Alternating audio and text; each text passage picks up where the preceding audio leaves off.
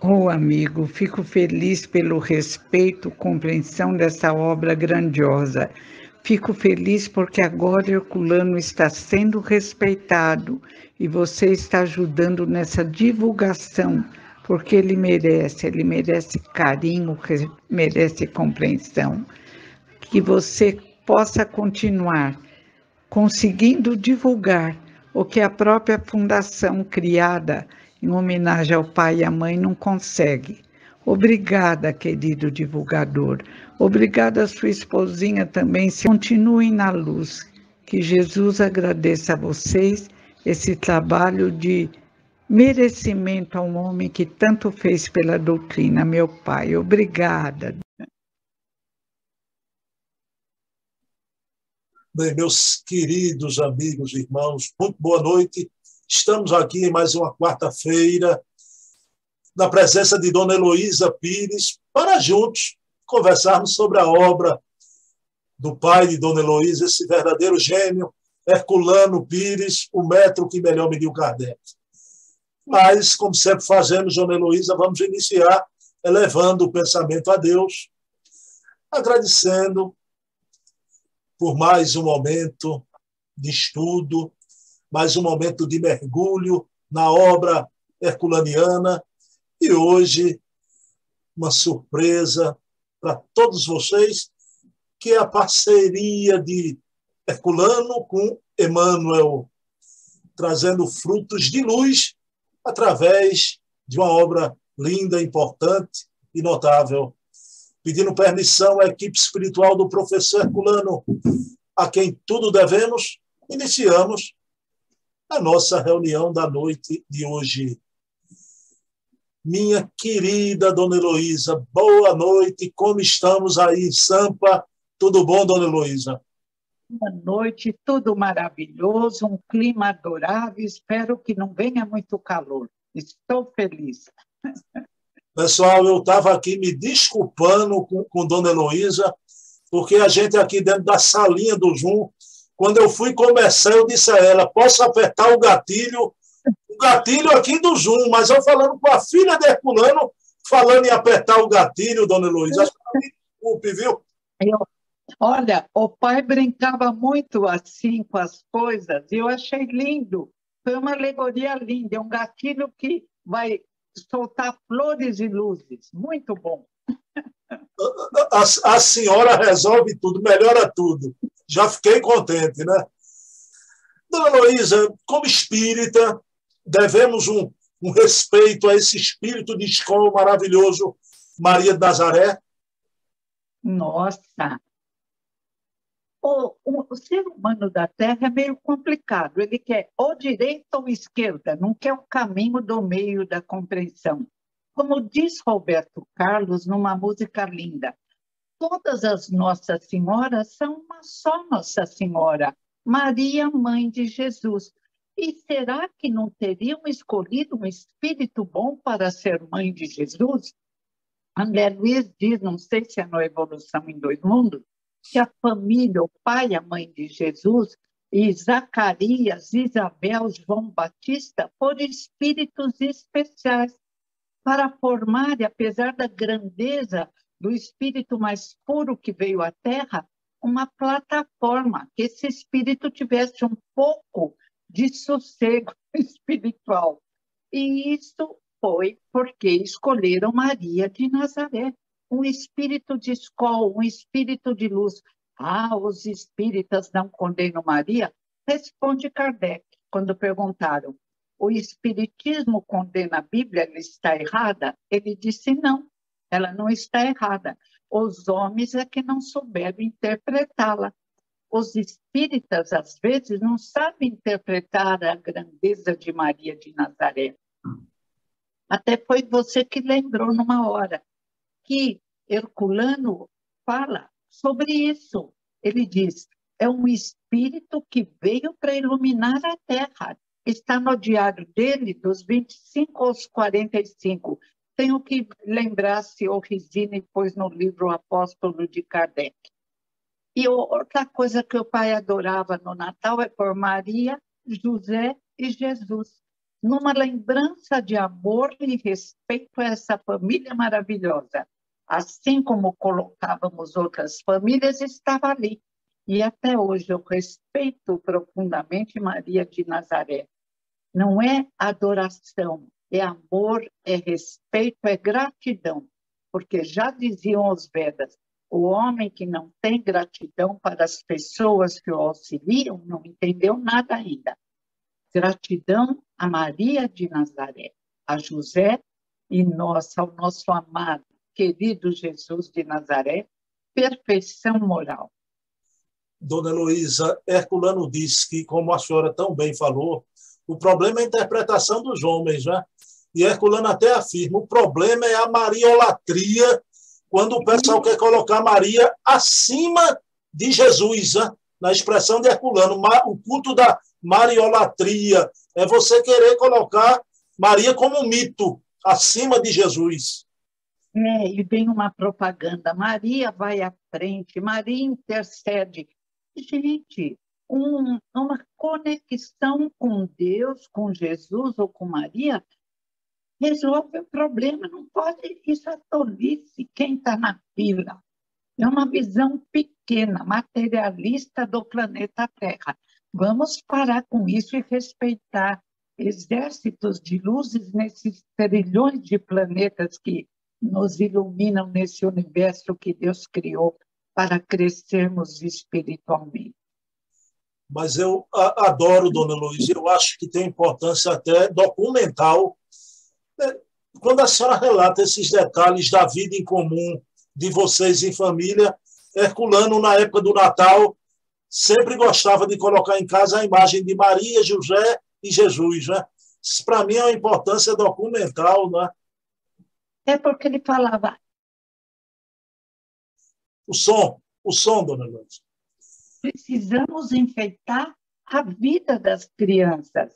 Quando nós crescemos mais, ele dizia, tem que sempre, faz um presépio, a minha homenagem é uma lembrança, assim como guardamos lembrança dos nossos parentes queridos, que não tiveram a grandeza de Maria, de Jesus, de Zacarias, de João Batista. Há que respeitar os grandes espíritos que vieram dar aula de amor, de respeito ao próximo.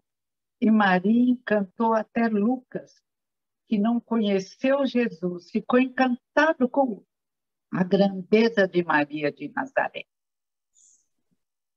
Dona Heloísa, eu quero ir para a obra, mas a senhora, cada palavra sua me remete. A senhora falou no médico grego Lucas, secretário do apóstolo Paulo. Olha, não é uma obra espírita, eu não sei se a senhora já leu, mas eu adoro aquela obra, Médicos de Homens e de Almas, de Taylor Caldwell. É linda, linda, linda. Eu leio sempre, de vez em quando eu tenho que reler, porque é linda demais. E ele foi conversar com Maria, né, Lucas? Com Maria. E a história, até na obra, a história de amor da mãe dele, no livro, é uma coisa linda. Estou contente de... Não sabia que a senhora tinha lido também o livro de Taylor Caldwell. Tenho muito livro não espíritas, e dela tem mais um que eu adoro, acho que é sobre Paulo. Sobre Paulo, o apóstolo Paulo, Taylor Caldwell, né? É muito boa, muito boa. É grande, grande demais. Dona Heloísa, mas vamos, me permita dizer aqui, por conta e risco de Bruno Tavares, para uma obra maior ainda, não é? Então, na Era do Espírito, a obra de Herculano em parceria com Emmanuel. Dona Heloísa, olha, eu fico admirado cada vez mais, né? Porque a gente já viu outra obra, Diálogo com os Vivos, né? Dos Vivos, ou foi Astronautas do Além. Eu já me referi a isso, mas eu não me canso, né? O professor Herculano foi o único que teve essa primazia de dividir obras com o espírito Emmanuel, né? Então, Heloísa, como era isso, né? E outra coisa, a humildade do Emmanuel, porque o Chico coloca o tema, o Emmanuel faz a página, agora quem conclui é o irmão Saulo, o professor Herculano, né?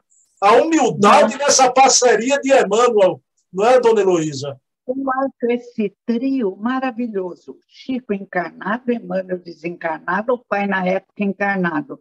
E era como se fossem irmãos, amigos, participantes de uma mesma escola espiritual e deixaram como que o pai havia sido caluniado, perseguido, os livros dele tirados, porque houve aquela confusão com o corpo fluídico de Jesus, e veio a demonstração de quem era Herculano. Simples, humilde, não queria aparecer, caminhava pela rua, ninguém notava quem ele era. Quando faziam festa, ele ficava sem jeito, não gostava de ser elogiado. Então, olha, foi colocar os pingos nos is. Lindo demais. Dona Heloísa, me diga uma coisa, não é? Herculano caluniado no movimento espírita, o Emmanuel tem aquela frase lapidar, que eu acho fantástica, né? Professor Herculano Pires foi o metro que melhor mediu Kardec. Aí ele convida Herculano para essa parceria. Para mim está claro, dona Heloísa, o Emmanuel fez isso de forma intencional para deixar gravada para o movimento espírita a importância de Herculano, não é? Eu acho, e agora, quantos anos se passaram? Ele desencarnou em 79, se passaram, não vou fazer conta agora, que eu dava aula de matemática, mas usava lá que nem os neurônios. Quantos anos você fez a conta? 32, né? 32 anos, foi reconhecido o trabalho lindo dele na compreensão do corpo. 42 anos, 42 anos. 42.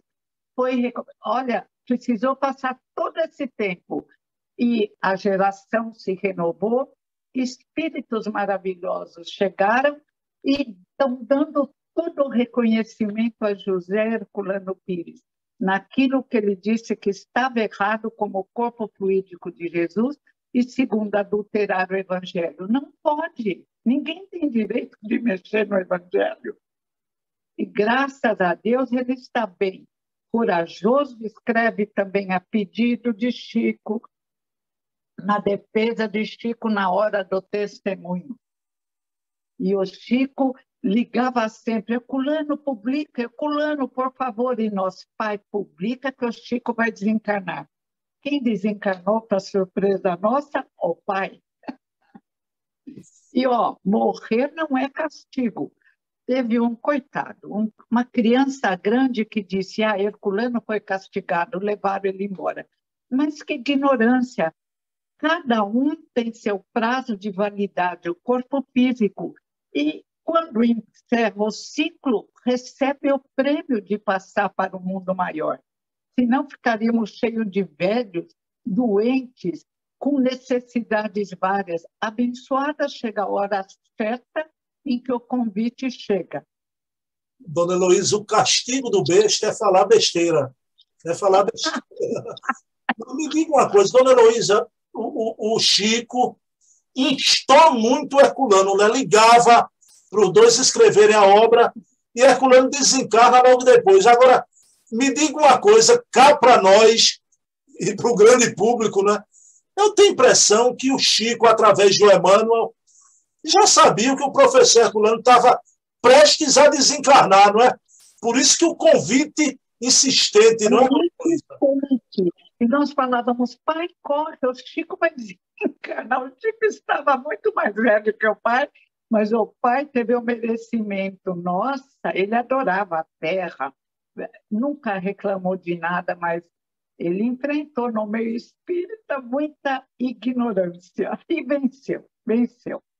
Mas essa impressão minha não é destituída de sentido, não. Não é? O Emmanuel devia saber, não é, dona Heloísa? Eu sabia, eu tenho certeza. Chico sabia de muita coisa. É o profeta antigo do tempo dos oráculos, né?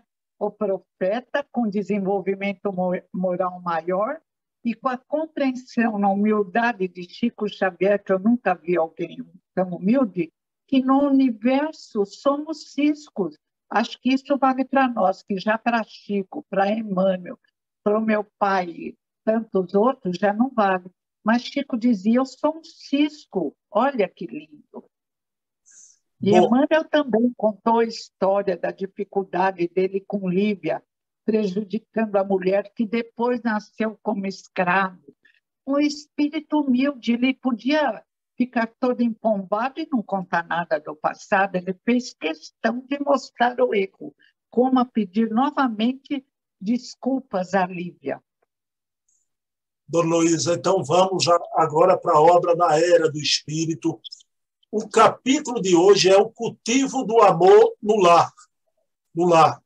Senhora que experimentou isso a vida inteira, não é?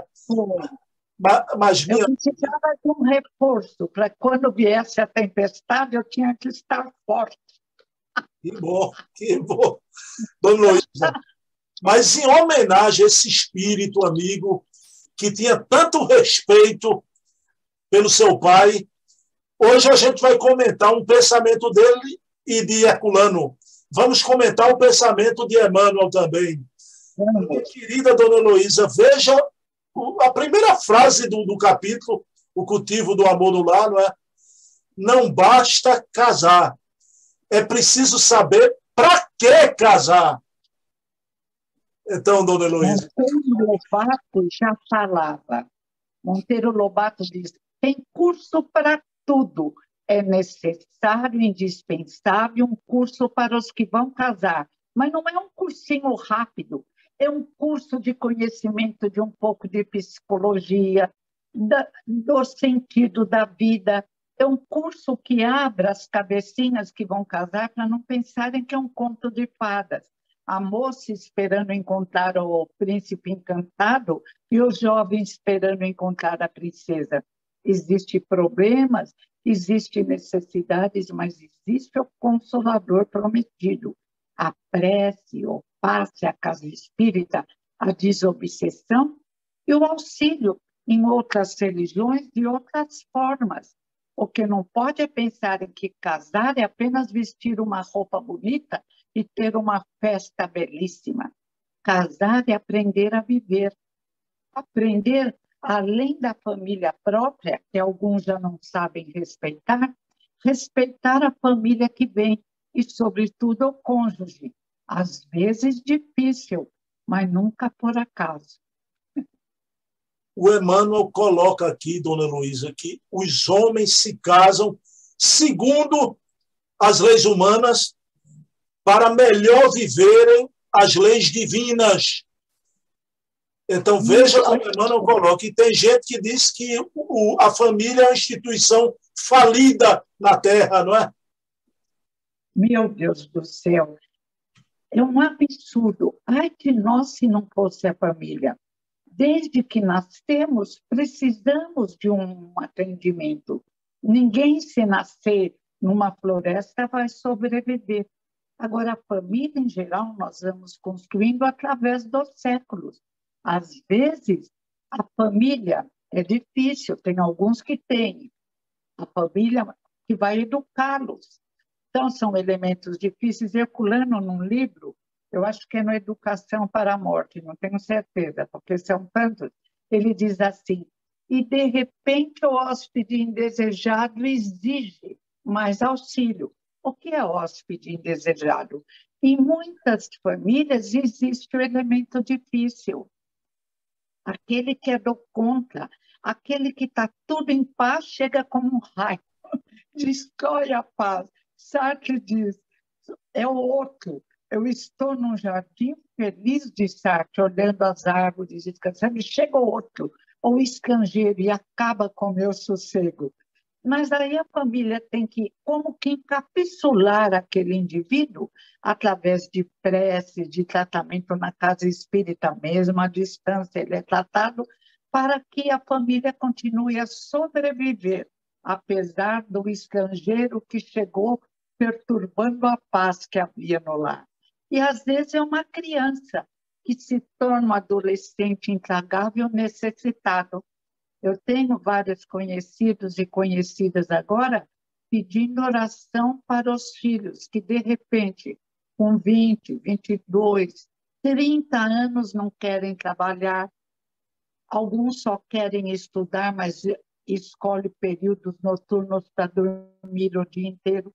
Outros, coitadinhos, estão ansiosos, agoniados. Toda uma geração que fica perdida nesse mundo que parece meio estranho e louco, mas que, como a Idade Média preparou o Renascimento, esse mundo de loucura está preparando o mundo de regeneração. Vamos ensinar isto aos jovens. Paciência, calma, tenham confiança em Deus. Vamos fazer a nossa parte. Tudo passa, só o bem e Jesus fica. Então, dá a impressão para esses jovens que o mal não vai passar. Está passando. Olha a Idade Média. De repente veio a luz, cresceu ciências, artes, compreensão de tudo. Agora é uma aparente descida preparando uma belíssima subida. Dona Heloísa, tão importante que a senhora falou, eu sou de uma geração, mas nem tão jovem assim, mas relativamente jovem, né? A de Herculano, quando casou com Dona Maria Virgínia, a senhora viu, né? Como é que foi? Porque o que a senhora disse é a verdade. E hoje a gente vê um jovem de 25, 28, 30 anos, não sai do lar paterno, né? Então é como se fossem eternos adolescentes, né? Com medo de enfrentar a vida, né? Que judiação. A minha amiga falou que tem um menino lindo, um filho lindo, a gente amou tanto essa criança, ele fica deitado o dia inteiro, desanimado, em depressão, e está fazendo o tratamento. Eu falei, agora recorra à casa espírita. Eu sei que você não é espírita, mas faça a experiência, porque sempre que o indivíduo cai em depressão, em desânimo, atrai pensamentos de encarnados e desencarnados, ou como nós diríamos, mortos e vivos, num estado igual. Às vezes nem é perseguição. Dona Heloísa, são tempos tão difíceis que eu vou revelar aqui, sem falar o nome, porque na Casa dos Humildes todos nós sabemos quem é. Na nossa Casa dos Humildes, amigos trabalhadores, não apenas um casal, mais de um casal, filhos de trabalhadores espíritas com ideias suicidas, Dona Heloísa. Parece que, como na Idade Média, uma invasão das trevas que queriam manter o poder, conseguiram fazer 9 cruzadas para matar muçulmanos em nome de Jesus, fizemos isso. Agora também, como que as sombras estão tentando conservar o poder que eles julgam ter no planeta Terra. Mas a luz sempre vence, dizia até Gandhi. Ele dizia, luz, luz, nada de violência, nem por pensamento, nem por ações. E assim temos que fazer a nossa volta nesse planeta lindo, onde só o homem cria tantos problemas, mas vai se transformar em anjo. Aí vemos aí o Emmanuel, né, que os homens se casam segundo as leis humanas para melhor viver, né, as leis divinas, mas Herculano sobre o cultivo do amor no lar, que a senhora viu isso nele a vida toda, né? Veja o que ele diz, né? Se o lar é formado sobre as bases do amor, mesmo as decepções e as amarguras que chegam, tem um remédio e a cura dentro do próprio lar. Não é que o lar vai ser perfeito, né, Dona Heloísa? Mas quando tem o amor, chegam as decepções, as amarguras, mas o lar ali tem o remédio, né? É verdade. E outra coisa, quando se vai educar uma criança ou falar com um jovem, tem que lembrar Jesus, o amor em ação. Ou seja, começa vendo uma coisa boa e elogia. Não fica jogando pedra na criança, como diz Gandhi, não leva a nada. Sombras geram sombras. Tem que falar, eu te amo, você tem qualidades maravilhosas, eu te respeito, mas só presta atenção nisso, dá resultado. O pai precisou poucas vezes de conversar assim, porque realmente, graças àquele evangelho constante, nós 4 e os tios, que eram 6, nós nos comportávamos, crianças e adolescentes. mas sempre que necessário, ele fazia assim, ele mesmo a minha mãe. Chamava, elogiava primeiro, mostrava o que tinha de bom e depois pedia atenção para o que não estava tão de acordo com o nosso modo de vida. Dona Heloísa, a senhora falou numa frase hoje em dia parece que tão difícil de ser dita, né? Eu te amo, né? Entre pais, filhos, né? O pessoal está esquecendo muito. E o que a senhora falou é muito importante. O elogio ajuda a gente a viver também. Não um elogio para envaidecer, inflar o indivíduo, mas ninguém vive sem elogio, sem estímulo. E por que Jesus disse, sois luzes, sois a luz da terra, sois o sal do mundo? Porque o método didático dele era baseado no amor. Agora, quando ele sabia que a pessoa fazia aquilo de propósito, ele era firme. Isso nós não temos autoridade para fazer, mas ele tinha. Aí Emmanuel, eu adoro Emmanuel. Eu não lembro o livro onde ele diz: sempre que o homem julga ver uma princesa e casa, para depois, só depois, descobrir que era uma, eu vou dizer, vou interpretar uma bruxa, é problema do passado. Havia necessidade daquela lição. E também, sempre que a mulher julga encontrar um príncipe encantado, para ver que depois ele se transformou num sapo, não é por acaso. São relacionamentos do passado. Exigem paciência e, sempre que houver perigo, Emmanuel, de ameaça física ou psíquica, depois que se testou tudo, pode separar, mas sempre dentro das leis de civilidade e respeito. Continuam amigos, continuam conversando. Não há que virar uma guerra entre duas famílias, como no caso de Romeu e Julieta, século XXI. A senhora citou um trecho da Princesa e do Sapo, que é exatamente do livro Vida e Sexo, de Emmanuel, né? Obrigada. Ele diz uma Obrigada. coisinha linda, Né? muito linda, veja que coisa linda, né? Quando o jovenzinho, a jovenzinha começa o relacionamento do namoro, a futura família já padece ameaça grave. Porque aí são pensamentos diferentes e o ser humano tem dificuldade em ter essa compreensão de que coisas diferentes formam o mesmo conceito. E começa ciúmes, inveja, é aquela centralização no ego, em nós mesmos, que existe em crianças de Piaget, só se respeita em crianças de até 4, 5 anos, que são incoerentes, que se julgam o centro do universo. Nós temos que amadurecer e compreender o outro que é diferente de nós, que pensa diferente, mas que às vezes é maravilhoso, muito melhor do que nós. Bom, pessoal, eu e Dona Heloísa, a gente tivemos a honra, né, Dona Heloísa, de ver hoje à noite o Emmanuel com o professor Herculano de mãos dadas, já. O Emmanuel com essa grandeza da alma, mostrando ao movimento espírita como quem manda um recado, né? Respeitem o professor Herculano. Vocês não sabem quem é o professor Herculano Pires. Nossa, foi lindo. Foi o respeito de Emmanuel e Chico ao meu pai, foi colocar, como diz Kardec, pingo nos is. Acabou. Acabou. Assim mesmo, ainda alguns custaram, mas hoje está tudo bem também. Se não reconhecer, se importa o grande espírito, o grande homem, o grande marido, o pai amigo que foi esse espírito, que nessa encarnação foi meu pai, mas que pode ter sido em outras, pai de muita gente que eu estava criticando. Bom, leiam a obra, é isso que a gente pede. Por isso que a gente traz aqui toda semana uma obra dessa para despertar o interesse do estudo da obra de Herculano. Excelente, né? Trabalho, excelente trabalho. Bom, Dona Heloísa, vamos orar, agradecer a Deus. E como precisamos orar, irmão? Como precisamos orar?